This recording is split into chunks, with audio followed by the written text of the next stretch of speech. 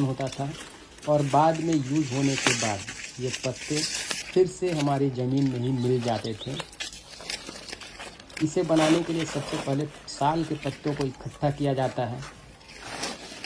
तो बहुत सारे पत्ते एक साथ इकट्ठे हो जाते हैं, तब उन्हें लेके जाया जाता है लघु उद्योग पर। इस मेथड को लघु उद्योग पहले बोला जाता था, जो अभी भी कुछ जगहों पर चल रही है। और सबसे बड़ी बात ये थी कि उस समय गांव की महिलाएं सबसे ज़्यादा इसमें हाथ बटाती थी, इन पत्तों को बनाने में हाथ बटाती थी। धीरे धीरे छोटे छोटे पत्ते लकड़ियों की मदद से एक दूसरे में जोड़े जाते हैं और उन जुड़े हुए पत्तों से फिर बनता था एक प्लेट। एक ऐसा प्लेट जिसे कोई भी कहीं भी यूज़ कर सकता है। ऊपर से अगर फेंक भी दे तो उससे कोई फ़र्क ना पड़े, वो फिर से जाके ज़मीन में घुल मिल जाए। इन पत्तों से प्लेट बनाने की प्रक्रिया काफ़ी सरल थी, पर इसमें हुनर की भी आवश्यकता थी। एक के बाद एक प्लेट्स बनते चले जाते हैं और फिर इन्हें छोड़ा जाता है सूखने के लिए। कुछ समय तक सूखने के बाद ये प्लेट्स कंप्लीट बन जाते हैं और तैयार हो जाते हैं मार्केट्स में जाने के लिए, दुकानों में जाने के लिए।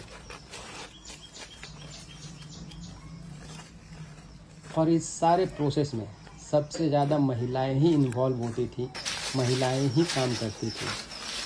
सूख जाने के बाद पत्तों को उठाया जाता है, उन्हें एक जगह रखा जाता है, अच्छे से साफ कर दिया जाता है झाड़ कर, ताकि उन पत्तों में कोई गंदगी ना रहे।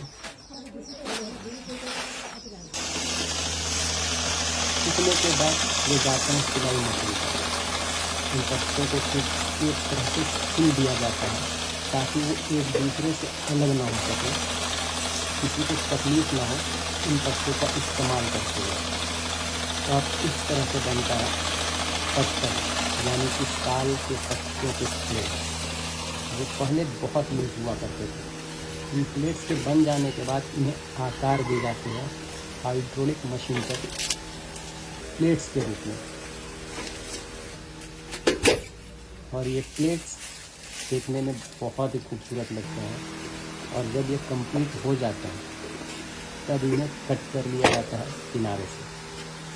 अब ये प्लेट्स बनकर कंप्लीट तैयार हैं, पूरी तरह से तैयार हो चुके हैं और साथ ही साथ ये हमारे वातावरण के लिए फ़ायदेमंद है। तैयार होने के बाद पैकिंग की जाती है।